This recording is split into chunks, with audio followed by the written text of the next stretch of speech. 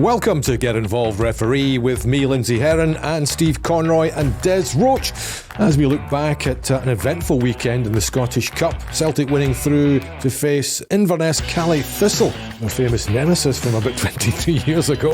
But anyway, what a remarkable setup that's going to be. The Highlanders going down to face Celtic, having knocked out Falkirk in the first semi-final. But let's focus, guys, on the Rangers Celtic match first of all. And my goodness, it didn't have a fair bit of drama to begin with, as our match official had to pull out of the game just, literally half an hour before kick-off, Steve? That would certainly save Don's nerves, only having 10 minutes to worry about it. But unfortunate for Willie, but Don certainly came out smelling of roses. That was his first Celtic Rangers game? Yeah. Handled it superbly, and to come in with only 10 minutes notice, I think that's testament to the standard of the guy. I thought he had a fantastic game. Yeah, he's great. I've been Don's number one supporter for a long time, and had conversation with him last night and congratulating him on how well he done. And that's what he's come back and said to me. He's like, 10 minutes notice, you just got on with it. And do you know what? He got on with it absolutely great. It was probably the most robust Celtic Rangers game we've seen for a long time.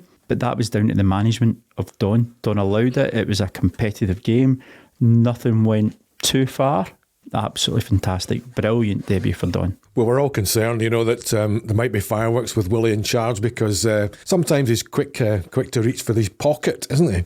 Well, I think the only challenge of any substance was the Lundstram one, and I think it probably merited a yellow. Don decided just to have a quiet word in inverted commas with the player. High risk strategy, but it worked for him. But I suspect if it had been another referee in his place, it might have been a red. That's what I mean. Another referee could have given that challenge. Absolutely, that could quite easily have led to a red card. And you talked about it, Des. It's quite similar to the challenges that have raised controversy in the last few weeks. The Graeme Shinnie one against Jack Baldwin, and then the one involving Hibs and St Johnstone as well, where the follow-through catches the player. What did you think of it? I agree with Steve. If it was me, I would probably go for a yellow. It's a high-risk strategy to take after 2 minutes in a game. So, yeah, it did flag up to me. However, what you need to take in is the greater picture. Don managed that situation, and he managed the game overall. And I don't really think you're looking for too many players making a clamour for it. So, yeah, it was a high-risk strategy. Okay, I think most folk would probably think there would be a sanction for it. But do you know what?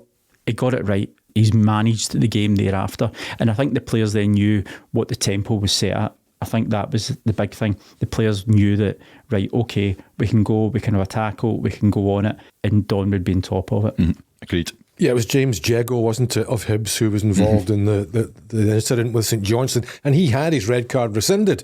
So this is the confusion. Fans just don't know what's happening. Graeme Shinnie gets an extra game for having the audacity for Aberdeen to appeal against it. Jego gets his rescinded, and nothing happens to Lundstram at all when he has a slide in on Kyogo. Every game is played on its own individual merits, though, and that tackle, and I don't, even though I think some people could have red carded that, I don't think that was, and I don't agree with the Shinnie one or the Hibs one. But I've heard the arguments for why it possibly was a red card. There weren't any of those. I don't think the same mitigations for Lundstram yesterday. Yeah, some people could have given a red card, but each game is played on its own merits. 2 minutes into a Celtic Rangers Cup semi-final, and we all thought it was going to be blood and thunder. If he'd started red carding people with 2 minutes gone, God knows what could have happened. High risk, and it worked for him because he's shown himself to be totally on top of it. I think he showed a lot of maturity in the game. I think that was the big thing, and that's Don's personality. Don talks to players and he manages the game through it, and whether it's 2 minutes in or 2 minutes to go, I don't think anybody's talking about the referee today. And sorry, not in untoward terms. No, I think everybody's praising him, and there's quite rightly so. Quite a lot of chatter on social media about the Lundstram challenge for sure, from the Celtic side of things, as you might imagine. Right, that's about the only one that's really sort of raised eyebrows, if you like, in terms of the overall performance. The first yellow card that he handed out was a Borna Barišić challenge on Matt O'Reilly. Again, very robust sliding right through the player. Again, some think that might have been red. What did you reckon? I didn't think red for at all. Clear yellow, perfectly happy with that. There can be no complaint. But no, it didn't even cross my mind it was a red. No, he's entitled to challenge for the ball at that moment in time. So yeah, he's went, use that word robust again. He's went for the ball, but no, not a red card. No. But having already succumbed to caution, Barassic then risks a second one in the other penalty area where he looks as if he's challenged by Kyogo, falls to the floor, claims for a penalty, but he wasn't actually fouled. The game was played on, but Don didn't take any action there. No, I didn't think he needed to. Personally speaking, I thought that Barassic went to play the ball but caught his studs and did a bit of a tumble after that. I think he was at it, claiming for a penalty. I think covering up for the fact that he just made an arse of it. Just made an arse of it, aye. But no, that wasn't a caution, that wasn't a dive. No, he's entitled to try and get through, but I, like Steve, I think he just caught his studs in the turf and he's thought, oh right, I'll cover my own grace here. Yeah. Try to make up for the fact that you so eloquently put it, made an arse of it. So claiming for a penalty isn't deemed simulation then, it's only the act in itself. The act in itself, everybody claims. You claim for offside, you claim for throw-ins, you claim for your shot of the water bottle, although we'll talk about that later. You claim for everything. Again, Robertson's got that one right in your view. The whole incident involving the setup for the Celtics goal, was that a free kick? Raskin goes in on Matt O'Reilly and stops him from advancing into the penalty area, and that's why he stops, because he thinks the referee's going to blow the whistle. Doesn't? Absolutely, it's a foul every day of the week, but it's up to Don to give the foul. But we were messaging yesterday, it's primary 5 defending, play the whistle, and to see there was at least 3 of them stopped. Bloody hell are you doing? No, obviously O'Reilly saw it and thought, no, I'm having some of this. No, absolutely. I mean, you're taught in, I wouldn't even say primary 5 defending. It's true. You're taught play to the whistle, and Rangers just switched off. So they're the victims of their own downfall there. Oh, absolutely, yeah. Another mistake cost Rangers in a big major occasion, hasn't it? Well, it's not the first time. So just going back to Don getting the gig, I mean, obviously fourth officials are primed to take over if there is a problem with the referee. Has that happened to either of you in your careers? Do you recall? Not that I remember, no. The very first fourth official game I did was at Tynecastle, Hearts Celtic, and Jim Jeffries was the manager. And it was bedlam. That was the days of Moravchik and all these kind of things, and it was Willie Young was the ref, and he was getting to the end of his time. He could barely run, and I remember every time when could he run? Every time he turned to run backwards, I thought, oh Christ, I'm on here. But that was the closest I ever got. No, the first fourth official gig I done was it was Rangers Hearts, and I think Hearts won 4-0. Alan Johnson scored a hat trick. Oh yeah, it was at Ibrox. I always remember Walter Smith came running down, because he never came at half time. He came running down and said, "Are you going to stop having an effing coffee morning?" we were chatting aside. But no, I'm trying to think of his was it Craig that day or Alan Muir? I can't remember, but I remember watching it and thinking, if I need to go on, I need to be ready. But for Don to get that was probably the best way for Don to get it. 10 minutes. No warning. It's like a nuclear alarm, right? You're in.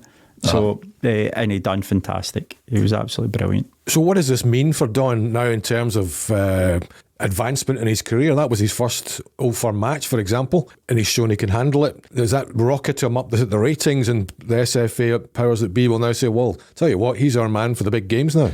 I would hope so. And again, we've said many a time that we don't understand the thinking that goes on up there. But if he comes out with anything other than huge credit from, then they're even beyond my thoughts of them. But he's shown it in the circumstances that he had to come in, and we all talked about it. It's the end of Rangers season now. So it was such a high risk game. And he came in and he sailed it. Yep. He sailed it. He looked as though he'd done 100 of these games. Yeah, I think when you look at your Nick Walsh's, John Beaton's, Willie Collum's, the guys that would always be considered for those games, Don's right in the mix now. He's got to be, because what he's done there yesterday at short notice, no nerves, put on a strong performance. Yeah, Don's right in amongst it. So there's no longer a big 5, there's a big 6. Is that what you think, maybe? I hope so. Maybe some of the old guard dropping out of the top. Well, I think there might be. Well, that's interesting you say that. And also, would it have a knock-on effect in his potential European matches next season? He's done European Conference League matches so far. He's done some Champions League qualifiers in the really early stages, sort of lower-ranked teams. I mean, is that type of performance looked at by UEFA as well? All performances are, and it's obviously it's up to the SFA input as well. But they've got their own assessment system. But again, they'll know about it. Obviously, they'll know about it, but it can't do them anything other than the world of good. But yeah, I would imagine, Sean, if you can do a Celtic Rangers Cup semi-final, you can do any game. Well, what's the process there? Would the SFA sort of send on the information to UEFA and say, look, we think this guy's ready for bigger games, or is that? They'll notify UEFA what's going on. Mm-hmm. I'm not awful sure. They might do, but even unofficially saying he had a cracking game. Yeah. But yeah, UEFA aren't stupid, so they'll know exactly what's going on at the weekend. Well, Q Dallas is in there as well, so you would like to think that he'd be batting for our boys. Mm-hmm. Whether he does, we're looking at each other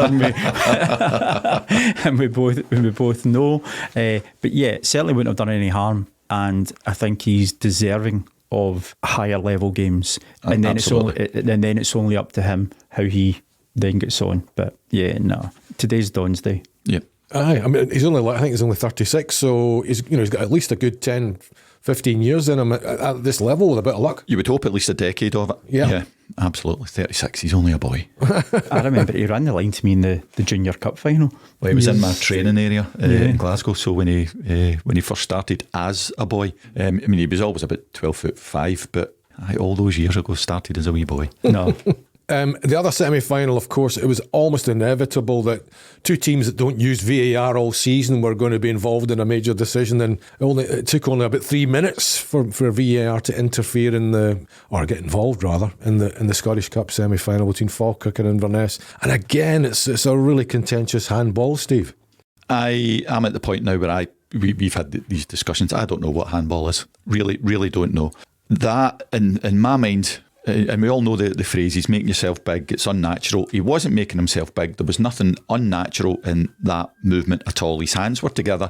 He was turning to get out the way. He had no intent, and we've said it, he had no intentions of handling that ball. He was hardly making himself big, and it can't be deemed, in my simple mind, to be unnatural. He was trying to get out the way. He was turning to it. And we keep saying it, it's fine for the ref, and I think the ref called it right, but for somebody else to have a look at that and say that that's a penalty. But it happens every single week up here, so our guys are clearly being coached that is a handball and is a penalty.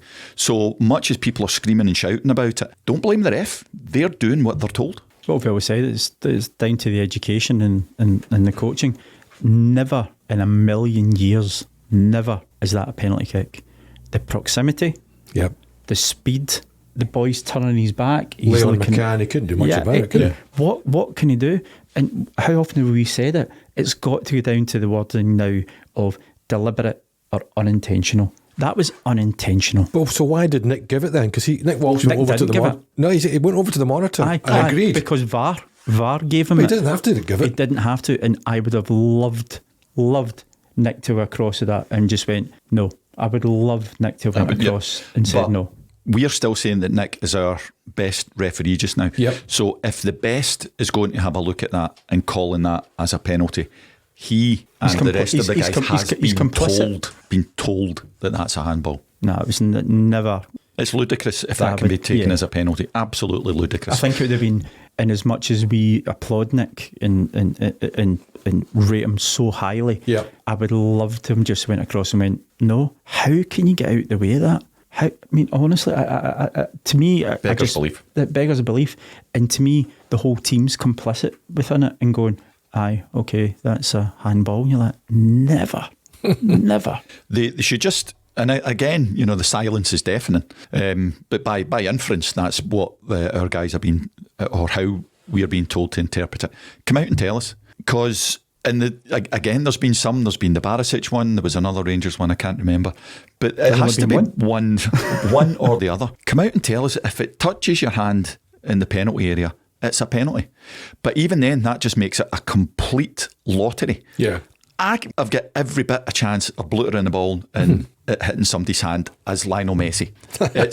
It's an absolute farce. Aye, okay, maybe. But it comes down to the same thing. It's an absolute lottery. And if that poor guy gets called for that being a handball, then all bets are off. You just get in the box and blow the ball. Aye. And it put Falkirk in the back foot right away. And I don't know if you saw them, they actually played pretty well in that first half. But Inverness were clinical and put them to the sword and have earned their day in the sun against Celtic at Hampden, which would be fantastic for them and the Highlands in general.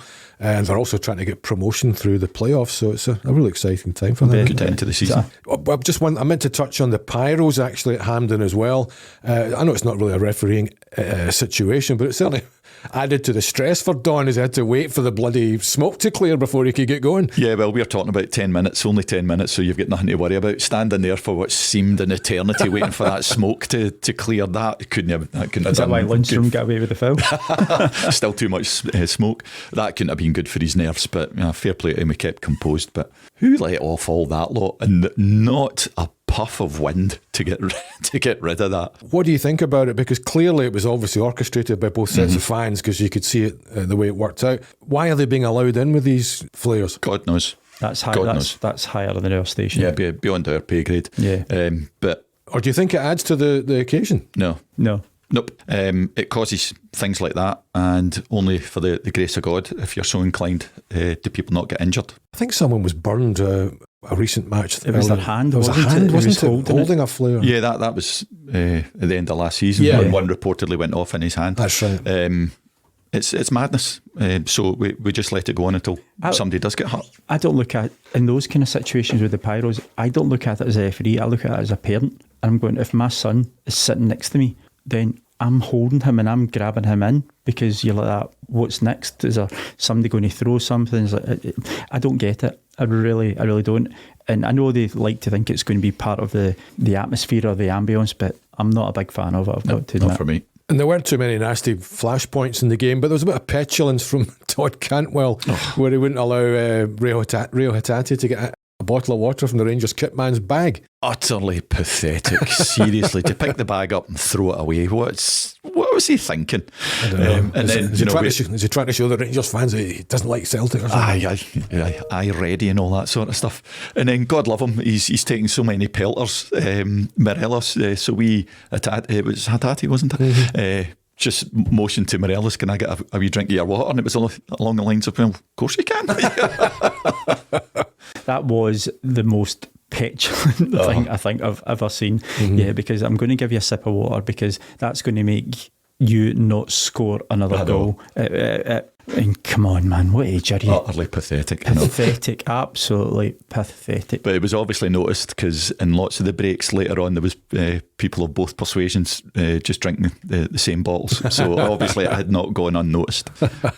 Okay, who gets the final then? Obviously, the difficulty is that Don, having done a semi-final, it doesn't normally get a final, but it happened last season when Nick got the final, didn't he? Yeah, it happened last season. What happened last season when Willie got a semi-final and then did the final. Yeah, we've already had a chat. We think it'll be John Beaton, but it should be Don Robertson. Don refed it yesterday, but he was listed as fourth official. So in the way that they've worked up to now, being fourth official for a semi means you're in with a shout for the final. So it shouldn't count against him, because Willie pulled his muscle, and the fact that he had an absolutely outstanding game. Mm-hmm. I think it'll be John Beaton, but it should be Don Robertson. Yeah, I agree. I think it will be John Beaton, but wholeheartedly behind the nomination for Don to get it. It was outstanding yesterday, and that should enhance his reasons to get the final. Mm-hmm. And he thoroughly deserves it, because he's been a stalwart over numerous years. So yeah, I'd be more than happy to see Don Robertson get the Scottish Cup final. Is it not an open goal for the SFA to give him this game? You know what I mean? You would hope yes. Absolutely it is. But as we keep saying, well, maybe as I keep saying, common sense and the SFA aren't normally good bedfellows. And it's just come to my mind after the pelters that Don got last week for not giving the penalty.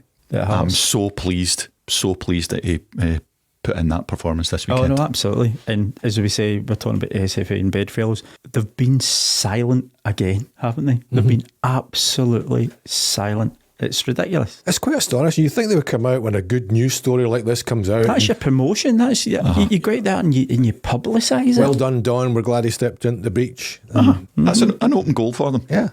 Hampden hide and seek champions. Well done, Don Robertson, and well done, Des and Steve. We'll see you next time on Get Involved Referee.